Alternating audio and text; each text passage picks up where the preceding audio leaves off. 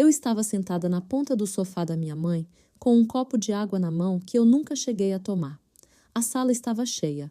Minha mãe, minha tia, minha avó, 2 primos que mal vejo, a vizinha que sempre aparece quando tem confusão. E no centro de tudo, minha irmã Isabela, de pé, com o dedo apontado na minha direção, a voz quebrando no alto.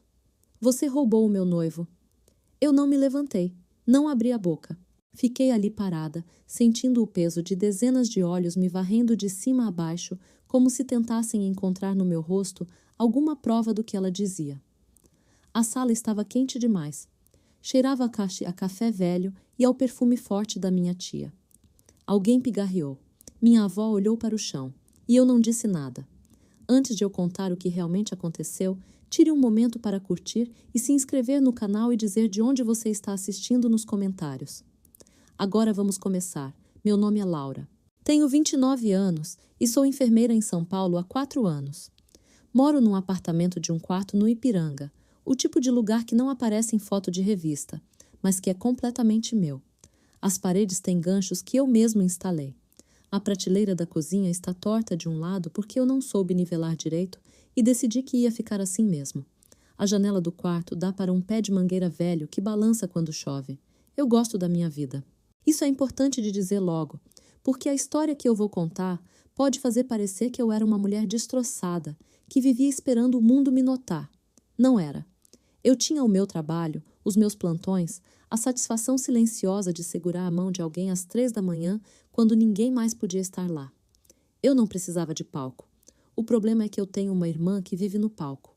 Isabela, 32 anos, cabelo sempre escovado, sempre com alguma coisa para comemorar e sempre no centro de qualquer sala que ela entre. Crescemos juntas na mesma casa, filhas de mãe diferente, mas criadas pela mesma mulher que nos ensinou, sem querer, que existia uma filha que preenchia o ambiente e outra que cabia no canto. Isabela preenchia.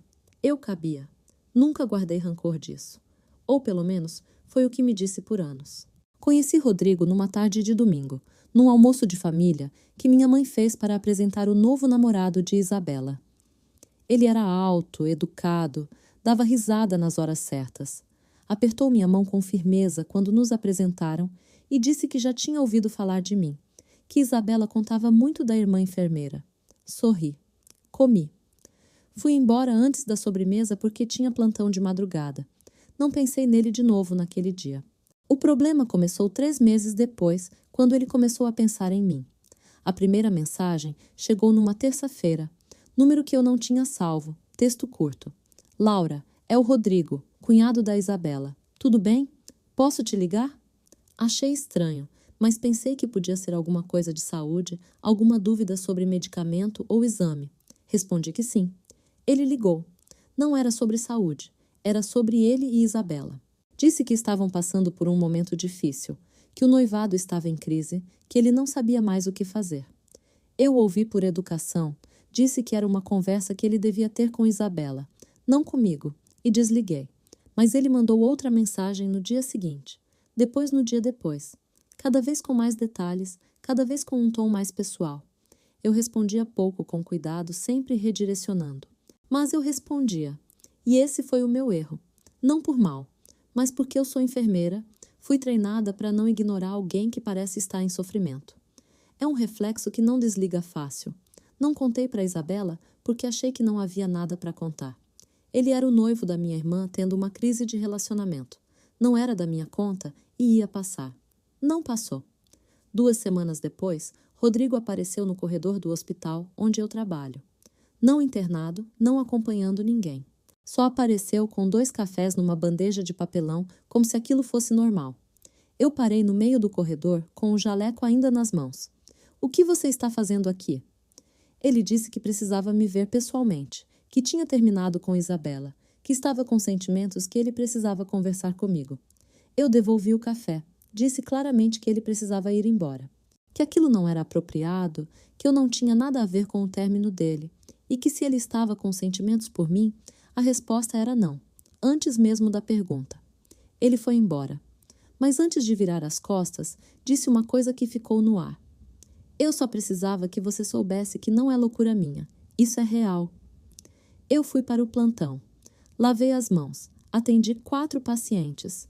Não contei para ninguém. O que eu não sabia era que Isabela tinha visto a troca de mensagens no celular dele naquela mesma noite. Ela não me ligou. Não mandou mensagem. Não foi até mim para perguntar. Ela foi até a minha mãe. Depois chamou a tia. Depois a avó. Construiu um tribunal antes de me chamar para sentar no banco. Foi num sábado de manhã. Eu estava em casa com o cabelo preso e chinelo de quarto quando o interfone tocou. Era minha mãe. Desci sem pensar. Quando a porta do prédio abriu, minha mãe entrou junto com Isabela e minha tia Conceição, que mora em Guarulhos e só aparece quando tem alguma coisa séria ou alguma coisa dramática, e geralmente as 2 coisas juntas. Subi com elas. A minha sala de repente ficou pequena. Isabela não perdeu tempo. Abriu o celular, virou a tela para mim e mostrou a troca de mensagens com Rodrigo. As minhas respostas curtas, os redirecionamentos, o momento em que eu disse "Isso é uma conversa que você precisa ter com a Isabela", tudo ali. Só que ela não leu assim. Ela leu como uma mulher que estava se escondendo atrás de cuidado, que estava alimentando a atenção de um homem que não era dela. "Você ficou meses conversando com ele nas minhas costas", ela disse. A voz ainda estava controlada nesse momento. "Você sabia que ele estava com sentimentos por você e não me contou nada." Eu tentei explicar, disse que não havia nada para contar, que eu tinha desviado todas as aproximações, que ele tinha aparecido no hospital e eu o mandei embora. "No hospital?" A voz subiu. "Ele foi te ver no hospital e você não me falou?" "Isabela, eu mandei ele embora." "Mas você não me contou." Ela se levantou. As mãos tremiam. Uma irmã de verdade teria me contado no primeiro dia. Uma irmã de verdade não teria ficado respondendo mensagem de madrugada do noivo da outra. Eu respondi de dia com cuidado e sempre "Chega!" A palavra saiu curta, seca, cortando o ar. "Você sempre foi assim, quietinha, boazinha, enquanto pegava o que era meu." Minha mãe ficou sentada. Não disse nada. Minha tia olhou para o lado e eu parei de falar. Não porque concordei, mas porque percebi, naquele segundo, que nenhuma palavra minha ia atravessar o que ela já tinha decidido acreditar. A narrativa estava pronta antes de eu abrir a porta. Eu era a vilã. E em tribunal montado sem defesa não adianta testemunhar. Elas foram embora. Isabela bateu a porta com força suficiente para o vizinho do lado bater na parede. Fiquei sozinha na minha sala com o barulho da rua lá embaixo e o cheiro de café que tinha esquecido na chaleira. Peguei o copo, tomei o café frio de um gole só e fui trocar de roupa para o plantão. As semanas que se seguiram foram do tipo que a gente aprende a atravessar sem chamar atenção. Minha mãe parou de ligar com a frequência de antes.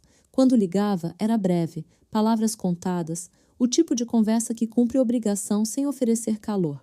Minha tia Conceição me mandou uma mensagem um domingo à noite que dizia apenas: "Você devia ter mais consideração pela sua irmã." Eu li, respirei, não respondi. Isabela ficou em silêncio total. Nenhuma mensagem, nenhuma ligação. O noivado, pelo que eu soube de segunda mão pela minha avó, tinha sido retomado. Rodrigo pediu desculpas, deu flores, prometeu terapia. Isabela aceitou. A vida deles seguiu. E eu fui varrida para debaixo do tapete junto com toda a bagunça que eu, segundo a versão oficial, tinha causado. No trabalho, eu era a mesma. Plantão de 12 horas, corredor do CTI, café de máquina, conversa rápida com a equipe no corredor. O hospital não sabia do meu sobrenome, não sabia da minha irmã, não sabia de nada. Lá eu era só a Laura do leito 7. A Laura que sempre chega no horário, a Laura que fica depois do turno quando o substituto atrasa. Era bom ser só isso por algumas horas. Em casa, à noite, era diferente. Eu ficava quieta de um jeito que não é descanso. É o tipo de quieto que acontece quando a gente engoliu coisa demais e o corpo ainda está tentando processar. Não chorava muito. Não ligo muito para choro, nunca liguei. Mas havia uma pergunta que ficava rodando, às vezes em voz alta quando eu estava sozinha na cozinha. Por que eu não contei?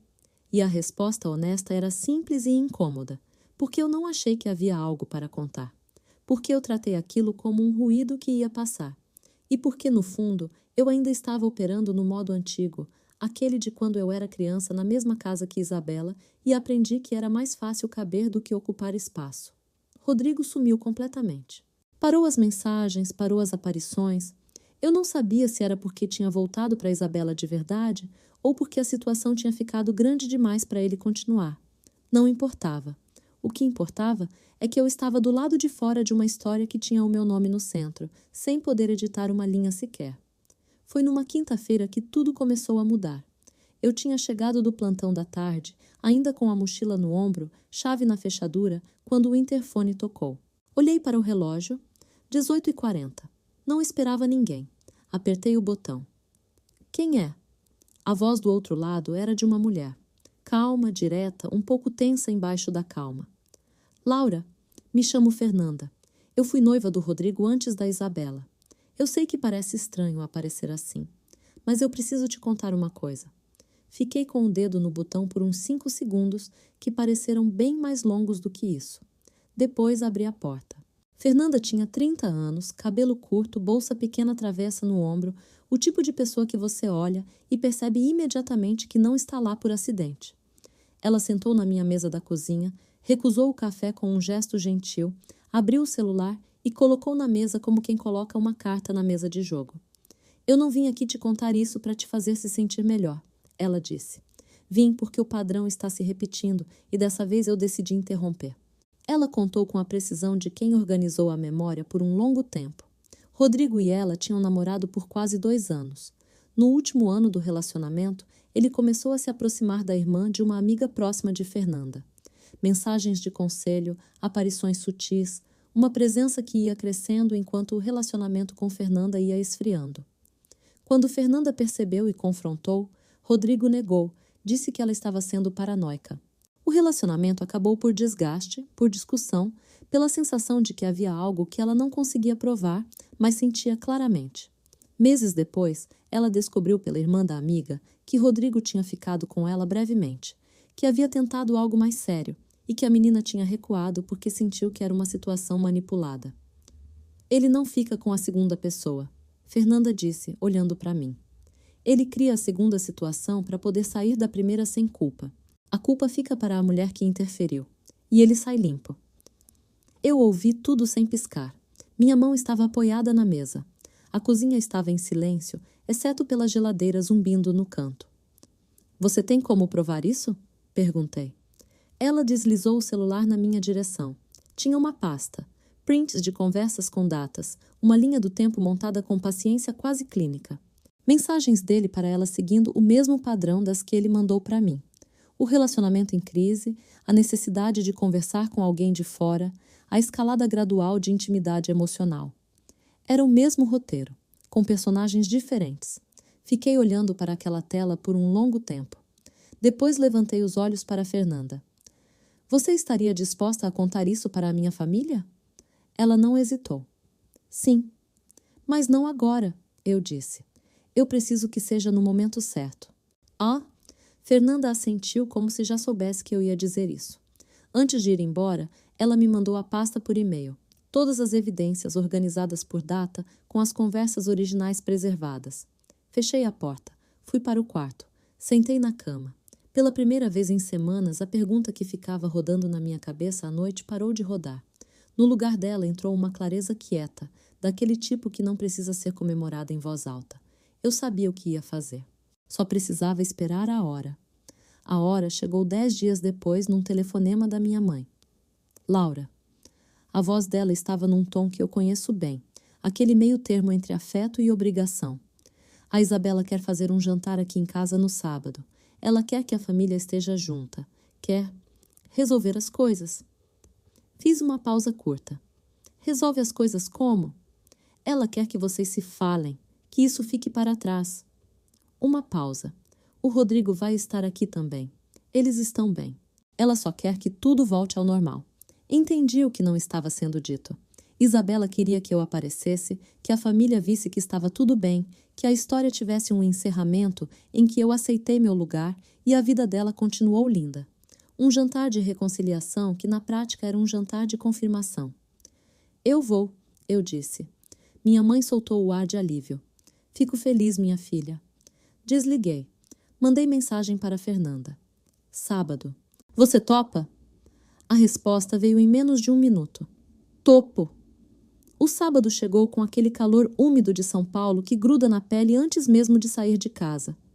Eu me vesti com cuidado, não para impressionar, mas porque a roupa certa faz parte da postura certa e eu precisava da minha postura inteira naquela noite. Peguei o carro, passei na casa de Fernanda e chegamos juntas na casa da minha mãe às 7h30 da noite. Quando minha mãe abriu a porta e viu Fernanda ao meu lado, o rosto dela mudou rapidamente, uma confusão rápida que ela cobriu com um sorriso educado. Você trouxe uma amiga? Ela tem algo importante para contar para a família. Eu disse com calma. Pode entrar? Minha mãe nos deixou entrar. A sala estava cheia. Minha tia Conceição, minha avó no sofá de sempre, 2 primos, a vizinha de novo, porque ela nunca perde nada.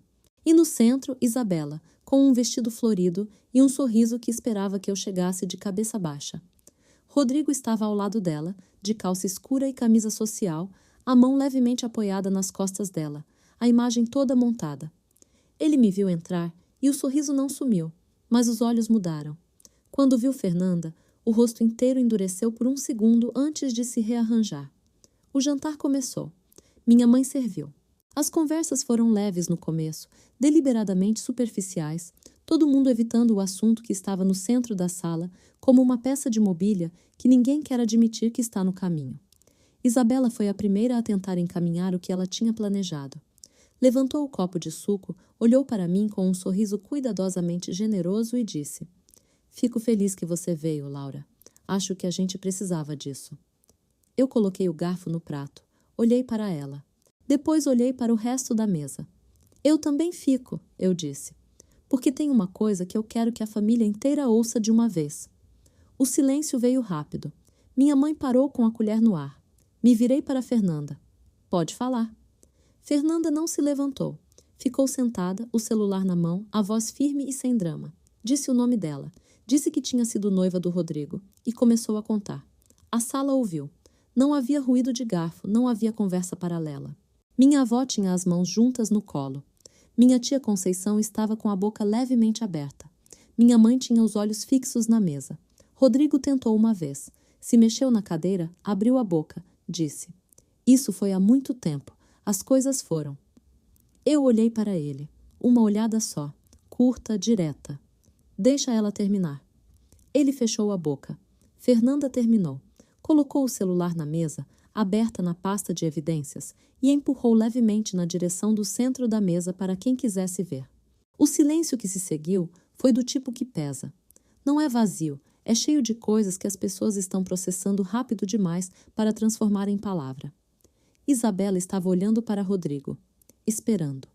Ele sabia que ela estava esperando, e ele não sustentou o olhar dela. Foi ali que tudo terminou. Não com grito, não com choro, mas com aquele segundo em que uma pessoa olha para a outra e percebe que a resposta que ela precisava já veio, mesmo sem nenhuma palavra ter sido dita. Peguei minha bolsa. Me levantei. Olhei para a minha mãe. Boa noite, mãe. Ela assentiu. Os olhos dela estavam cheios de alguma coisa que ainda não tinha nome. Fernanda saiu junto comigo.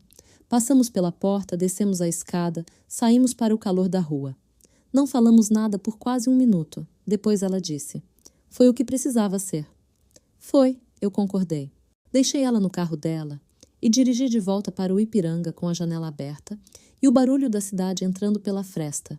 Aquele barulho de São Paulo à noite, que é caótico e familiar ao mesmo tempo, que parece dizer que a vida está continuando em todo lugar, mesmo quando a sua própria pareceu estar parada por semanas. Cheguei em casa, coloquei a bolsa no gancho da parede. Fui para a cozinha. Fiz café de verdade, daquele que leva tempo, não de cápsula. E fiquei ali encostada no balcão esperando a água ferver, sentindo que alguma coisa tinha saído do lugar que estava apertando e voltado para onde devia estar. As semanas depois foram diferentes. Não de forma dramática, não de um jeito que aparece em foto ou que tem como explicar em uma linha. Diferente de um jeito interno, silencioso, que a gente sente antes de conseguir nomear. O noivado de Isabela e Rodrigo acabou. Não soube pelos detalhes, não quis saber. Soube pela minha mãe, que ligou uns 10 dias depois do jantar, num tom completamente diferente de todos os telefonemas das últimas semanas. A voz dela era direta, sem o peso calculado de antes. Ele foi embora, ela disse. Isabela está bem, está em casa. Fico sabendo que ela está bem, eu respondi. Uma pausa. Depois minha mãe disse uma coisa pequena que custou muito para ela. Eu devia ter te ouvido antes, Laura. Não fiz disso um momento. Não prolonguei, não cobrei, não deixei o silêncio dramático durar mais do que precisava. Disse apenas, eu sei, mãe. E mudei de assunto. Porque perdão não é um discurso. É uma decisão que a gente toma sozinha, quieta, sem plateia. Isabela demorou mais. Não foi uma ligação, foi uma mensagem de texto semanas depois, numa tarde de domingo. Ela disse que estava com vergonha, que tinha sido injusta, que entendia se eu não quisesse conversar tão cedo. A mensagem era longa, cuidadosa, claramente reescrita várias vezes antes de ser enviada. Respondi com uma linha. Quando você quiser tomar um café, fala comigo. Ela falou. Tomamos café num lugar neutro, uma padaria perto do metrô, aquelas que têm mesa de mármore e barulho de fundo suficiente para a conversa não pesar tanto. Não foi fácil. Teve silêncio, teve olho cheio d'água, teve momento em que as duas ficamos olhando para a xícara sem saber o que dizer. Mas foi real. E real vale mais do que fácil.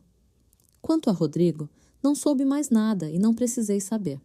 O que Fernanda me contou é que ele seguiu em frente como seguia sempre, leve e sem arranhão, porque o sistema que ele montou ao longo dos anos foi construído exatamente para isso, para que ele nunca precisasse carregar o peso do que criava. Mas dessa vez o peso ficou com ele mesmo. Não por punição, não porque alguém correu atrás, mas porque, quando a verdade aparece na sala de jantar da família, sentada à mesa, com evidências organizadas numa pasta de celular, não tem como fazer ela sair pela porta dos fundos de novo. Volto para o meu apartamento do Ipiranga, para a prateleira torta, para a mangueira que balança quando chove, para os plantões de 12 horas e o café de máquina no corredor do CTI. Volto para a minha vida que sempre foi suficiente, que sempre foi minha, que nunca precisou de validação de ninguém para ser real. Aprendi alguma coisa nesse tempo todo, não de livro, não de terapeuta, mas daquele jeito que só a vida ensina, quando você está sozinha de madrugada na cozinha e a coisa simplesmente assenta. Defender a sua verdade em voz alta às vezes é necessário.